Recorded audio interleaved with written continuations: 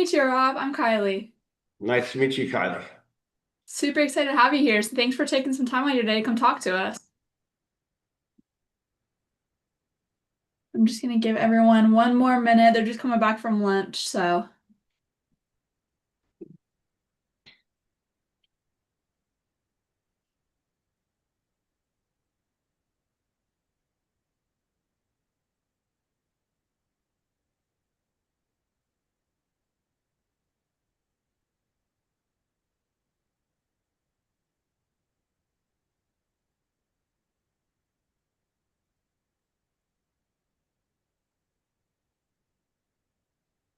While I'm waiting, I noticed a bunch of military members have followed me on LinkedIn. I was wondering if I was in trouble. Have they really already before you even came to speak? Like I seeing wonder. who viewed me, I was like seeing all the military members. I'm like, oh, no, I'm in trouble. They must have seen your picture that we've had go on the slide all day and got excited for you to come talk. That's awesome. So, All right, everybody, we're gonna get going. Rob, we'll probably have some people filing in here the next few minutes still, kind of getting back in, but I'm gonna get going. So today we have Rob Mattina. He's a marketing executive with over 20 years across sports, entertainment, and big name brands. Most recently, he's been leading the marketing for the Arizona Coyotes. He's driven major campaigns, grown digital audiences by the millions, and turn business challenges into growth stories. So today, he's going to come share how he can bring that kind of mindset into what everyone else has next. That's yeah, good afternoon, everybody. Thank you very much for having me. I appreciate it. First, I'd like to say thank you for your dedication and service to this country. It's greatly appreciated. I'll be upfront. I was not in the military, but my younger brother was, and my grandfather was in World War II. So I greatly appreciate your service and highly respect that. My name is Rob Mattina. I'm actually now the vice president of Tucson Roadrunners. We're the AHL team for the Utah Mammoth. We were the Coyotes. We were forced to sell the Coyotes last year due to arena issues, but we remained in affiliation with Utah in the sale. Um, my owner, the same owner that owns the Roadrunners, owned the Coyotes, and he asked me to stay with the organization. And so I love working for the Morello family. In this type of environment, economic environment that we're living in right now, it's great to have job stability. And plus, I have two kids. One's a junior at ASU, and the other's a sophomore at the University of Arizona. So I don't want to move, so I stayed there. So yeah. uh, I'll just give you a little background. Grew up in Boston, went to high school in New York, attended Northeastern University in Boston for undergrad, eventually transferred to Robert Morris. Growing up, there was really two things I was good at, was sports and in academics. And other than that, just being a typical guy and having fun. Uh, I never knew growing up that you could have a career, blend business and sports. At that time, sport management programs weren't huge in the United States. So I went home on spring break with my roommate. He lived in Rochester, New York, and I just walked into a minor league baseball team, the Rochester Red Wings, asked for an internship. First they're like, we don't have anything, blah, blah, blah. And then the GM came out and said, I'll give you 5 minutes. And 2 hours later, I had my first job in sports.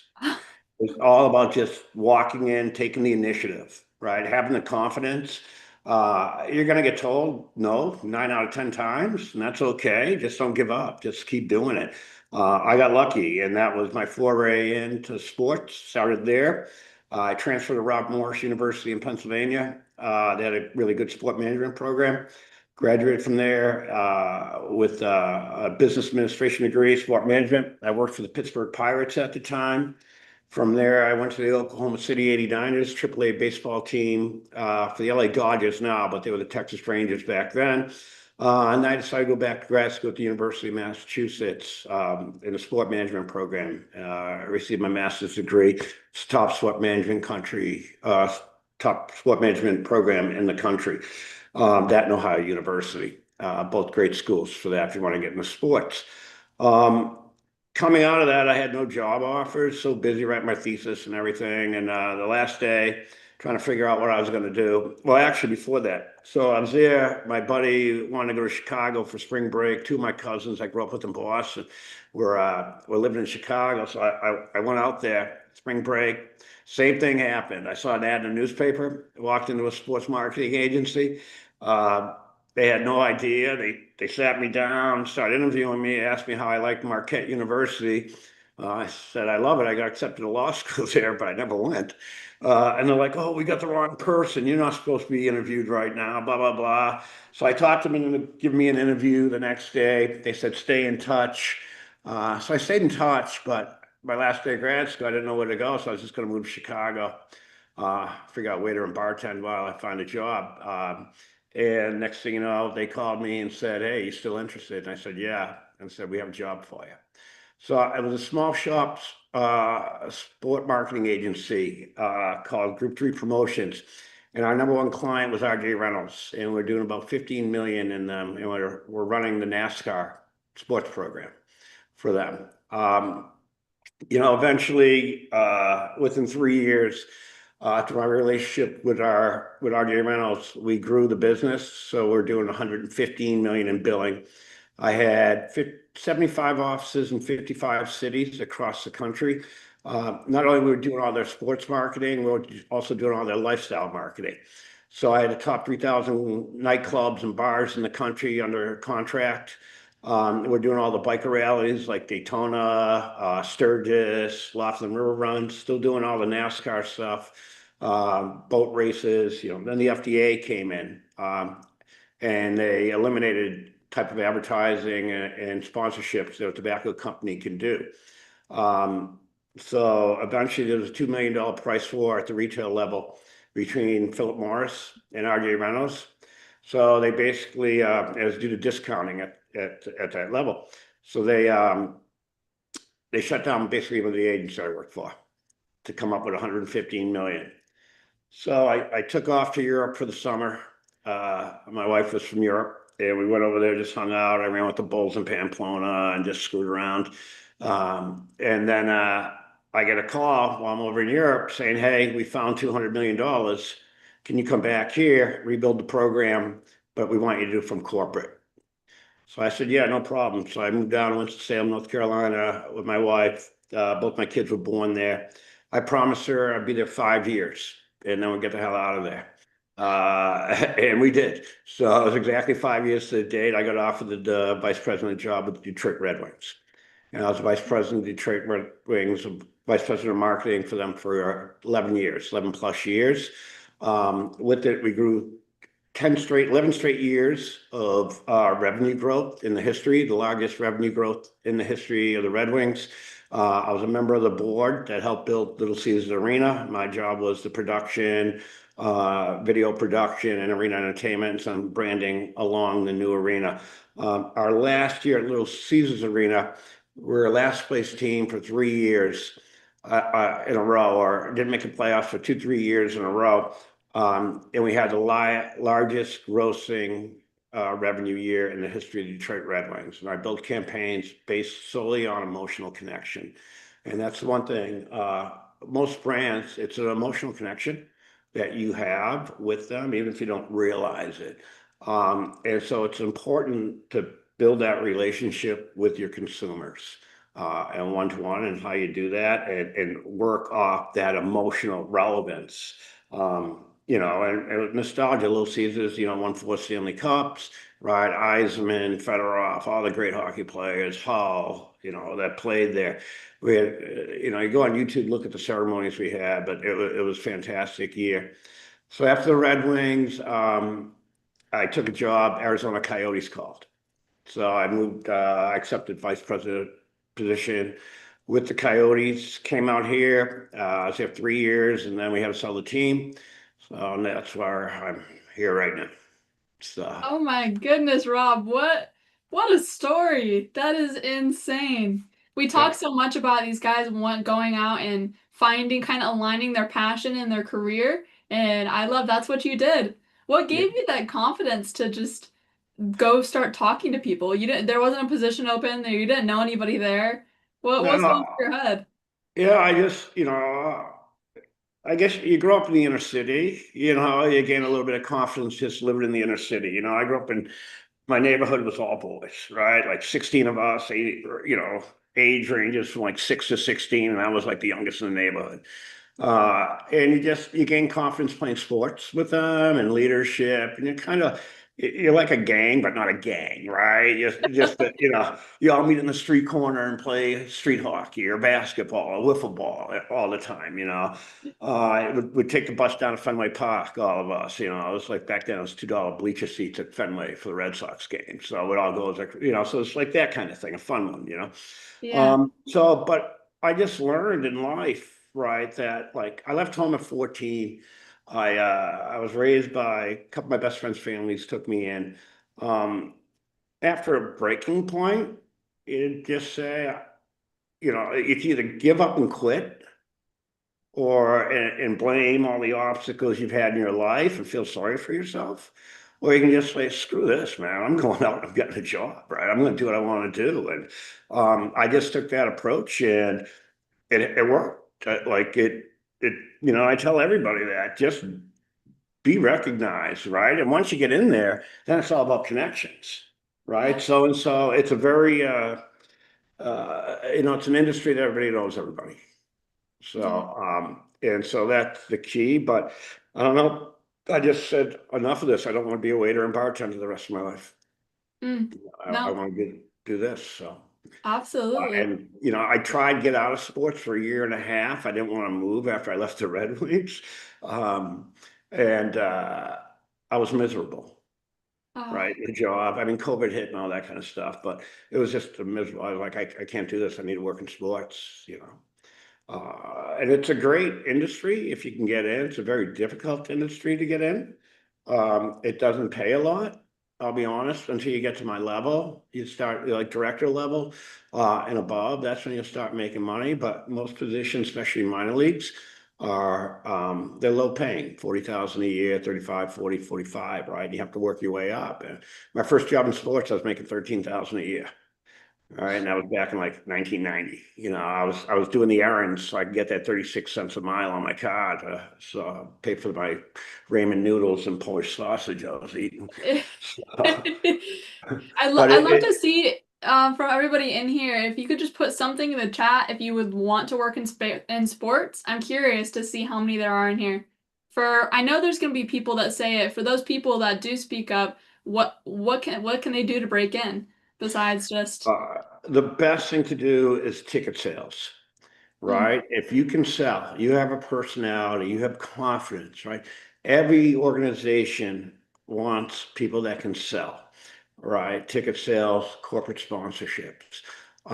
We're a business. We're not just a sports team, we're a business, right? My job's not just my job's to drive revenue for the organization, make money for my owner, mm, right? It's not, I'm not going to hockey games, just sitting there.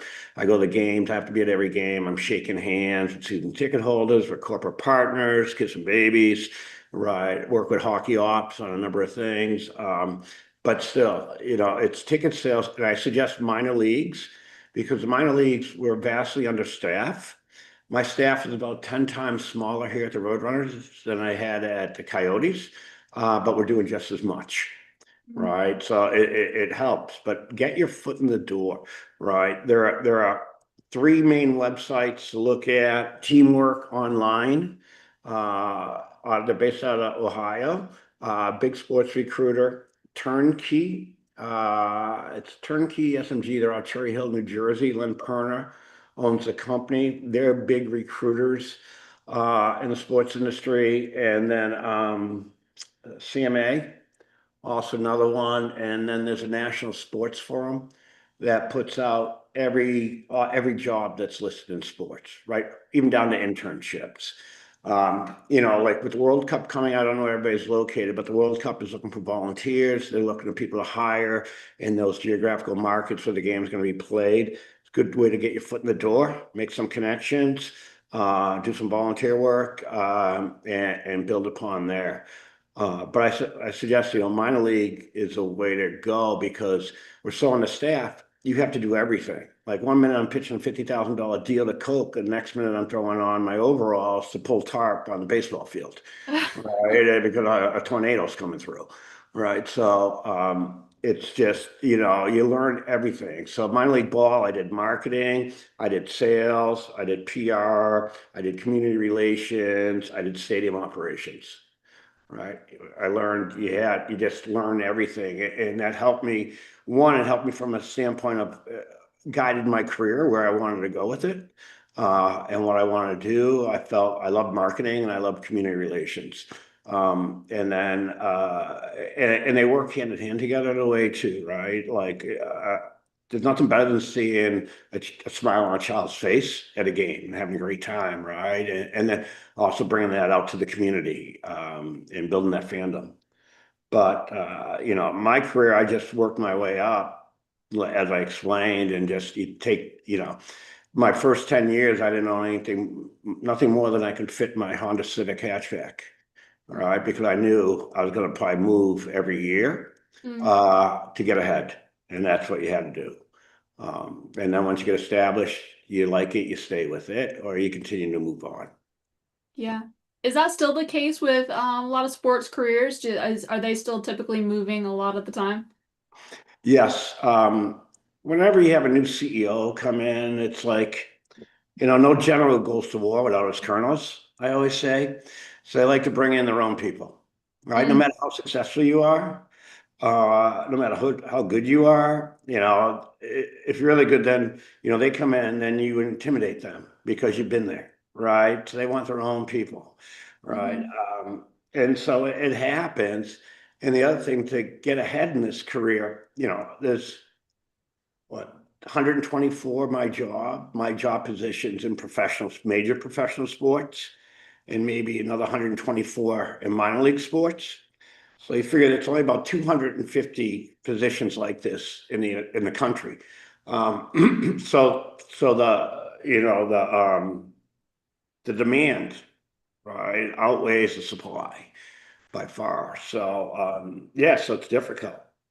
And Yeah. then, the other thing, age comes into factor. I'll be honest, right? Like, oh, we need new young guys right? And they don't know shit, right? You have to groom them, but they just think, so you have to weigh on that too with some of these younger guys coming up. They're now CEOs, and I don't know. And a lot of times you see stuff turned around. Like one guy didn't do anything at one organization, but he gets hired because the recruiter is friends. He gets hired another thing, another sports team. And it's it's just one of those types of things. So Yeah. Yeah. It's all about who you know for sure. yeah, and Uh, how good you are, I guess, helps too. yeah. Yeah, I'm sure. So you've spent a lot of your career building brands that people connect with. What's the secret to that? Building a good brand that someone actually connects with, not just looks at. The first thing is positioning your brand, right? How do you position your brand against competition, right? Like, in Detroit, my competition wasn't University of Michigan athletics or the Detroit Lions. It was wherever you're spending disposable income, Mm, right? People go to the movies, right? Well, spend the money going to the movies, come to a hockey game, right? So that's one. It's understanding who your audience is, and you have loyalty, right? You have brand loyalty, like I'll say season ticket holders, right? I'll go by a consumer disposition funnel, right? First thing is create brand awareness, and then consideration, and then trial, and then an occasional use, and then a loyal user, right? And the key is it costs 5 times as much to bring in a new person than it does to retain an existing customer. So the key is you invest a lot of money in your most loyal customers. Word of mouth, 80% of people, uh, purchases are done on emotional relevancy, and 80% of people will purchase based on word of mouth from someone they trust, mm, right? So over a commercial, like my best friend tells me, oh, you got to try this product. And then I see a commercial for a different product. I'm going to rely on what my best friend told me. All yeah. right. I'm not going to rely on the commercial. Other things, you have like 1.2 seconds in certain types of marketing to grab someone's attention. So it's important to grab that attention. But once you get them, how do you treat your consumer? You have to create a two-way dialogue, right? You have to give special privileges, discounts, experiences, right? I'm in the experience business. I'm not in the sports business.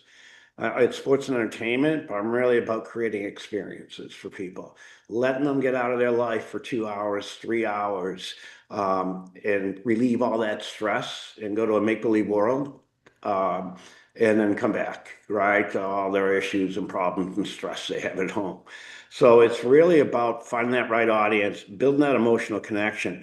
I use a lot of things like in pop culture, right? Like when I'm studying what's going on, like in the sports world, I'm looking at news sites, right? Like at one time, I built a campaign for the Red Wings on the around the playoffs we're in. At the time, Wall Street, we had Occupy Wall Street was a big thing going on from a cultural standpoint throughout the country, right? Where people protesting against banks and stuff. Well, even though we didn't really have a mascot for the Red Wings, it was a octopus, right? It started in 1954, I believe. Two brothers owned the fish place. Right back then, you only needed to win 8 games to win the Stanley Cup. So it started a tradition. They throw an octopus on the ice during the playoffs every game. And so what I did is I turned around. I created a grassroots marketing campaign called Octopi Hockey Time. So instead of occupy, octopi is plural for an octopus, right? So we built the whole we hired a small agency. We had them go around doing chalk drawings on sidewalks. We had them hang like banners over like a sheet, spray paint a sheet, Occupy Hockey Town. It was all grassroots level. Not a lot of paid TV behind it, and we sold out every game. But it's just an example of how I look at what's happening from a cultural level and how I can blend that into sports. Right. Like even on social media, I'm in charge of our social media, and we're crazy this year. Like we're doing a bunch of crazy things, but it's to get a younger audience, right? Mhm. Typically have an older audience, like at the University of Arizona, right next door. Most of those kids never seen hockey in their life. They grew up in the Southwest and California and New Mexico, and so my job is to get them in. Once I get them in, how do I get them to come back? Mm.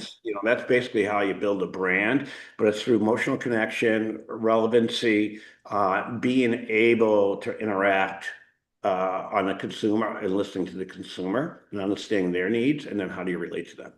Yeah. So, Yeah, so no, you are amazing that you pulled me in. I was I was so intrigued with what you were saying. So that's amazing how you make it more of an emotional thing rather than just, hey, come see this hockey game. That's really yeah, cool.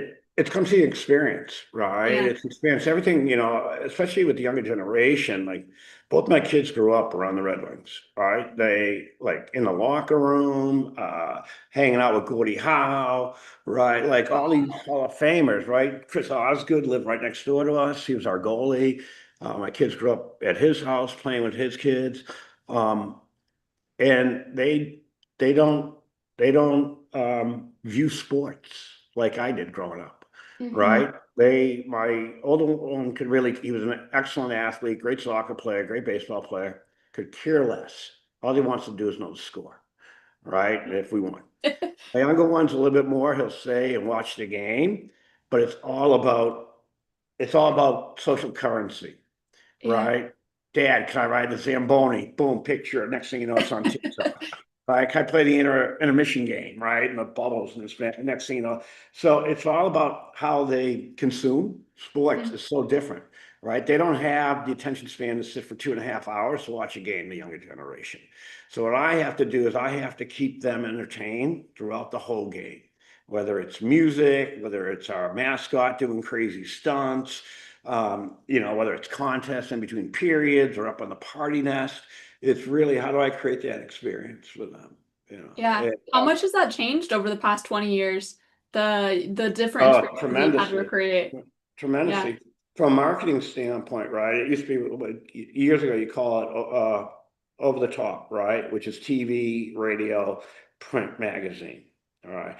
print newspaper. Digital wasn't there, streaming wasn't there. And so what you've done now from a marketing standpoint, you can much more segmented. I can geo-target my audience so I want to advertise to, right? I can go right into just one neighborhood and say, I'm just going to do this ad for this neighborhood. Yeah. It's all, so everything I do now, primarily 80% of my marketing spend is all digital. Mm. Compared where it used to be, it'd be 80% TV, radio, print. The only reason I do radio now is like I can do a $5,000 spend and I get 25,000 in value. And same with TV. I get triple whatever I'm paying. If I spend 50,000 TV advertising, I want 150,000 in return in added value, right? Or else I'm just going to go digital. And the thing is, money's tight nowadays in every operation. Like I said, we're business. You got to be able to measure your return on investment. It's very difficult to do that when you're on TV. Yeah, they had a TV rating of 0.8 for Seinfeld episode, right? But did any of those people buy? I don't know. But digital, I put pixels. I can, in anything you click on one of my ads, it's a pixel. I have you, I retarget you. You see an OTT stream, it's your IPN on your TV. You see that 30-second commercial. Next thing you go on like your website, you're on Sports Illustrated or Nesson or ESPN, and an ad pops up for the Roadrunners, right? So I can geo-target. So I know how many times you've seen that ad. I know whether you purchased. I can track what you purchased. I can track how many times you come to a game. So I know, like, say, Terry Klein, I see, cybersecurity, right? He comes to 3 games for the Roadrunners this year, right? Shit, why ain't I marking him a 10 game pack, flex plan? Right. So next thing, once I got them in, right, how do I get them back? So I get them to the first game, then I send them a 50% ticket offer, 50% off the net to come to a next game. Then they buy that, right? And then they just by happen, I like it. I go to a third game. Next thing you know, I have my salespeople calling them, hey, why don't you just get a 10 game flex pack? You can use it anytime you want. All right, then I get them on a text game, 10 game flex pack. Following season, he buys one, he uses all the tickets before Christmas, he buys another one after Christmas, and then the following year I got him as a season ticket holder. Right. And that's how, and I can measure all that. And that's how, like, marketing is more of a science than an art, right? Your creative can grab your attention, but it's the messaging and the offer that's inside that is what make you buy. And so that's why it's more of a science about what your consumers are, their age, their demographics, their psychographics, who's your audience, how do I get in a new audience, what's relevant from a cultural standpoint that I can pull in rather than push my brand on them and use more of a pull strategy. Yeah. So, I don't know about anybody else who's listening, but that is way more than I thought went into marketing. Like I was thinking very surface level. So that's really interesting to hear all the stuff that you guys know just from the metrics and the statistics you put out there. What about for your personal brand? So almost all the people on this call are people that are transitioning out of the military. We're currently in the military and we're going to be out very soon and we need to build a new brand. yes, that's like I speak at a lot of colleges to a lot of college kids. Hmm. Um, and first thing I tell them is you are a brand. So how do you want to position yourself against the competition? Who's Hmm. that competition when you're going in to interview for that role? Right? It could be, your best friend could be a competition. I tell them, right, your network is in the classroom. Look at everybody, right? That's your network, your future network. I graduated college 35 years ago. I still go away with all my college buddies every year. We've been doing it for 35 straight years, and we'll have anywhere from 10 to 25 guys. No wives, no girlfriends, no kids. All right, it's just us, right? And we're all different, unique, right? But you build your brand and the students around you, they're your network and future, but at the same time, they're your competition, right? Because could be going for that same job for that recruiter on campus, right? So how do you separate that stuff? How do you dress? How do you talk? How do you act? Right? How do you want to, your personality? Like I'm a little crazy and everybody knows that. Am I, but It's what helps me make successful. But it also like I'm funny too. Like and I go in and when I interview, I'm just myself, right? I'm just saying, hey, this is who I am, right? Take it or leave it, right? You say no, no, then we wouldn't be a good match in the first place, right? Because I wouldn't have fit in culturally, right? Yeah. Understand the corporate culture, the job you're looking in. Go on LinkedIn, look at some of the people that work there. What is their background, right? Um, Understand, maybe even connect with them, right? On LinkedIn, just say, hey, I want to connect. I'm looking in this industry. I wonder if you could help, right? Start building those relationships even before you interview for the job, right? Always when you're interviewing and you know you're going in for an interview, do your research on who's going to interview you. It's always been, like people and high up, they all have egos, right? And so you play upon that ego, right? Like, oh, how did you get here? I see you graduated from Harvard. How was your experience in Harvard? I grew up in Boston. Yeah, I loved it. I used to go over there, right? Get them talking about themselves and what got them there, right? And next thing you know, it's just a conversation. Like I never interview. What I do is I bring people in, and I just bullshit with them. Right? Yeah, I got the resume. They're just going to tell me what's on the resume, right? But things I want to know when I'm interviewing people, are you dedicated? Are you passionate? Can I trust you? And are you loyal? Right? If you don't have, those are all innate traits that I can tell you how to market. I can tell you set the strategy for social media, show you how to do it, right? But I can't teach you to be dedicated or passionate or Mhm. loyal, right? That comes from growing up. And so those are the things that I look for when I'm hiring an individual. I always tell everybody, right? We work in hockey, right? No one's going to die in the operating table, right? We're just hockey. That's it. So if we screw up, make mistakes, it's not a big deal. We're the only ones that really know it.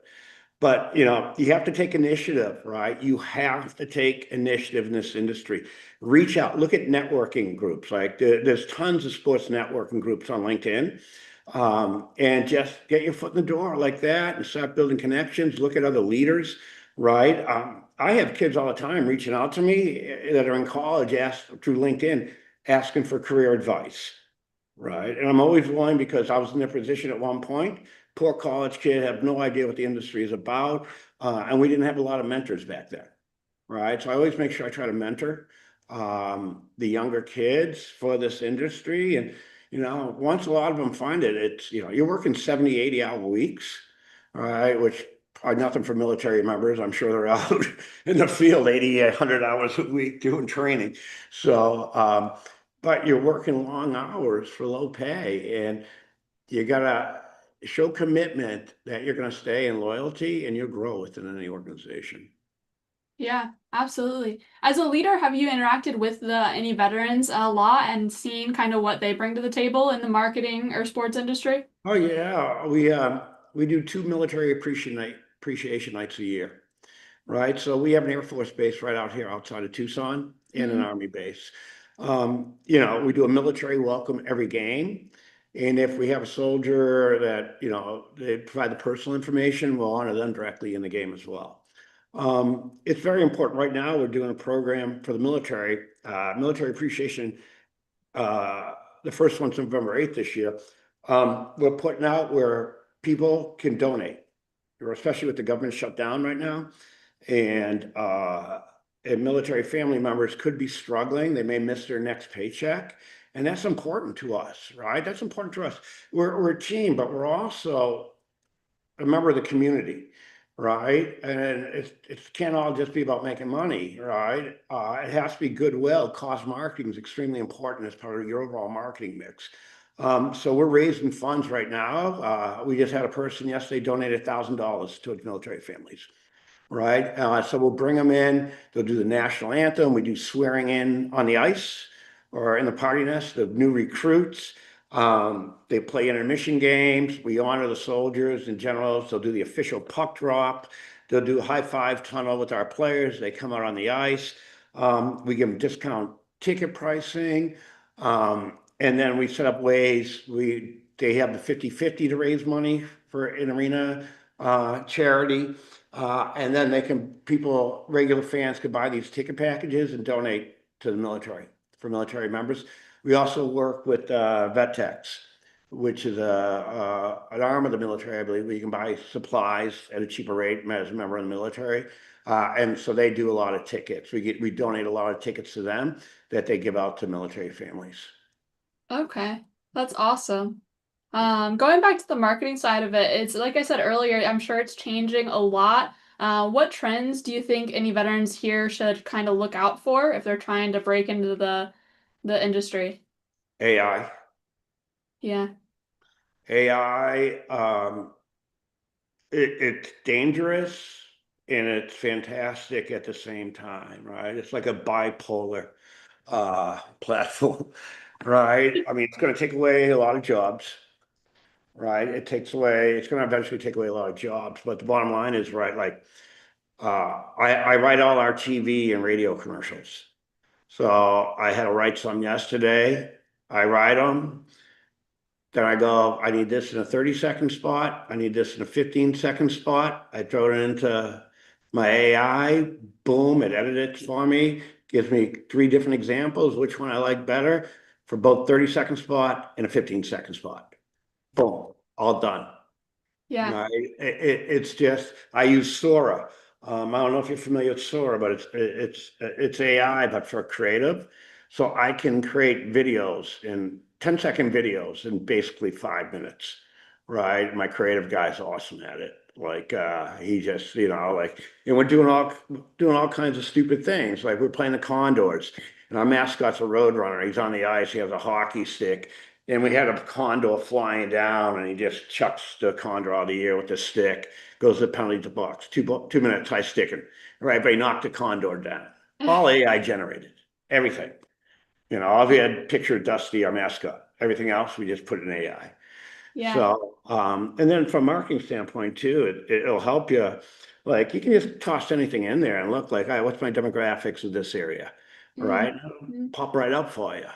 And I'm not smart enough to know enough about it, right? I just know how I can use it. I know my oldest boy is going to graduate in 3 years, Arizona State, thanks to AI, not because of his brain. I don't care. I just said, get the degree, man, and do it a year early and save me a year tuition. I don't care,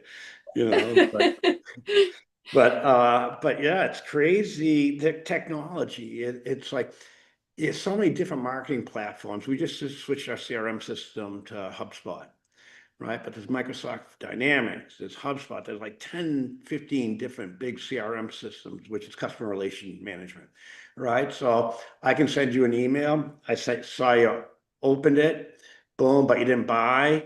The platform automatically generates another offer to you in 24 hours without me doing anything. All right, I've set up before what that path is, that consumer path in HubSpot. And so if they opened it, right, but didn't buy, I send this. They didn't open it, I can send this. They opened it, they went to actual ticket page, but didn't complete the process. I can send a different type of message, hey, did you have trouble completing the process to purchase tickets? I'm here to help. How can I help you? Right. So it's just crazy. When I first started in this business, our database was Excel spreadsheets, right? It was Excel spreadsheets, right? Email was just starting. So I don't want to say how old I am, but yeah, I mean, this is late 80s, right? Computers were just coming out. I mean, fax machines, it was all fax machines, and telephone calls, right? Now, like I don't even have a phone in my office anymore. All right. I keep my cell phone and my computer on me at all times, and that's it. But yeah, I mean, you can just automatically book a meeting with me. Send me an email, or if I send you an email, will you book time with me? You book everything's simplified right now and become more efficient. Yeah, absolutely. Well, I only have one more question. If anybody else has any other questions, raise your hand while I'm talking and we'll get to you after mine. But one thing I wanted to ask is what's a good piece of advice that you have for these guys who might be going out into the civilian workforce for the first time ever? What I tell my kids and the college kids is success isn't defined by title or your salary. All right. It's defined by your happiness. All right. So find something that you love to do and you're happy about it, and and you'll be happy the rest of your life, right? Like, I do something I love. I've struggled, and I've also made a lot of money, right? And it goes peaks and valleys, right? But it's something I love, and people I think can see how dedicated and passionate I am about it. And I think that's it, you know. And I think getting your foot in the door is make connections, right? Do your research before you interview. Look up people on LinkedIn, look up their background. You know, don't be afraid to just walk in and introduce yourself, right? Say, I'm so and so. Now, it's hard getting past that 80-year-old secretary that's been there for 50 years and like, what the hell do you want? Right? But you just charm them, right? Bring her a cookie or something, right? In her Snickers bar, right? You know, like when I walked into the Red Wings, you know, I had the old lady say, "What the hell do you want?" I was like, "Well, I'm here for an intern. I'd like to apply for an internship." We don't have any. Right. I was like, "Well, I'm from Boston, you know, I'm leaving tomorrow, you know, blah, blah, blah." And right then, pure coincidence, the GM came out and said, "What do you want?" And I told him, he's like, "I'll give you 5 minutes." And 2 hours later, I had a job. Right. So it's just perseverance. Don't give up. Don't take no for an answer. And if when you're gonna get told no, right, or they're gonna be patient, like you're gonna get told no a lot, right? But don't let it bother you. Just like boom, keep going at it, keep going at it, and you know you'll get it. You'll break through. And even when they say no, stay in touch with them, Yeah. right? Stay in touch.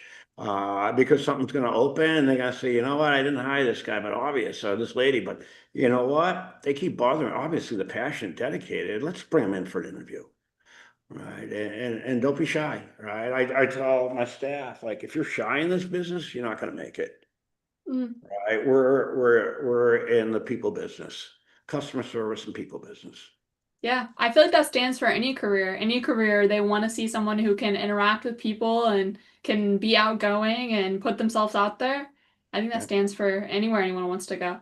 Yeah, make sure, like, study on the culture of the organization too, because like there are great companies out there, but your personality may not be a fit for them culturally. Like there are Mm. plenty of places that, like, you know, I could never work for a Google or like a tech or like straight companies or banking or finance.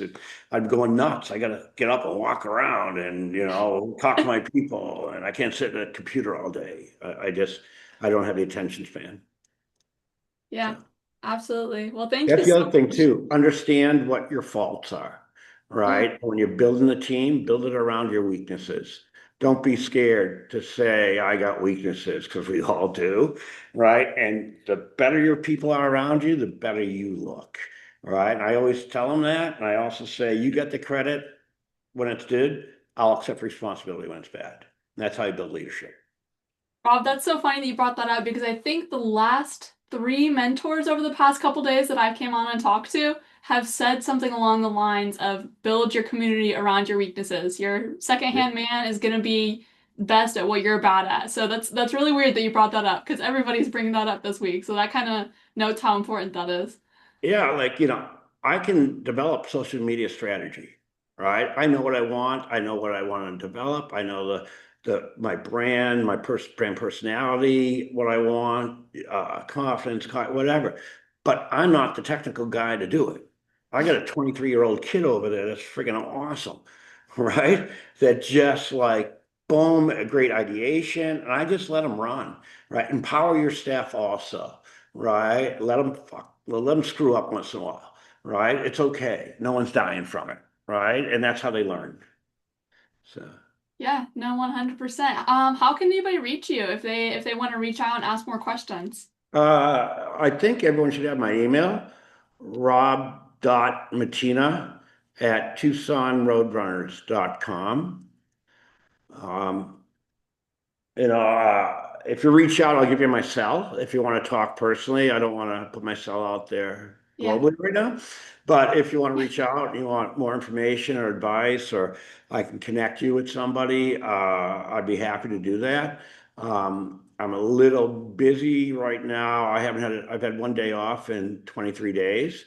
and get Oh, used to it. That's the way sports works. But I do have this weekend off, but I'll be back in touch with you within 24 hours. I kind of have a rule that, the other thing though, too, right? You connect me on LinkedIn. If you do send me an email, it may go to my spam. So just let me know through LinkedIn that you reach out to me and I'll check my spam. I'm not very good at that, checking my spam. I'm not very good at checking my personal email neither. I check it like once every 2 months. So I don't care. Anybody wants to get a hold of me, they can find me. You know? yep. If everyone would let me know too, and if you don't Yeah. get a hold of Rob, I'll get a hold of him, and we'll get you guys in Yeah. touch somehow. Yeah. Jordy knows how to get a hold of me. Okay. All right. Awesome. So, Well, thank you so much coming on and talking to us today. I really enjoyed it. Everyone throw a little emote in the chat for Rob. It was awesome having you on. yep. Thank you very much and good luck to all of you. Again, thank you for your service and dedication. And, if I can ever be a resource, I'm more than happy. The whole country should be in your debt. So don't ever fear to reach out to us.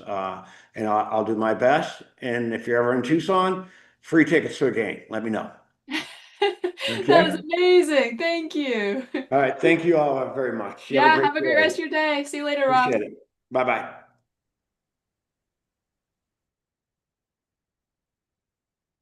All right, everybody. Our next speaker will be on at